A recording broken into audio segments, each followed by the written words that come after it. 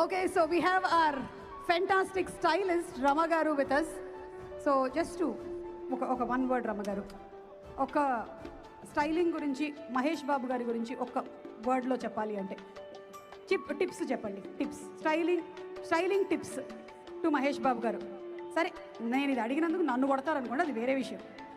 మీరు చెప్పండి మహేష్ బాబు గారికి స్టైలింగ్ టిప్స్. అవును, మహేష్ అలాంటివన్నీ అలవాట్లేవు. మైక్ దగ్గర పెట్టుకోండి. మహేష్కి టిప్ చెప్పాలా? అవును. ఓకే మహేష్, అది షర్ట్ అలాగే కంటిన్యూ చేయి. షర్ట్ అలాగే కంటిన్యూ చేయి.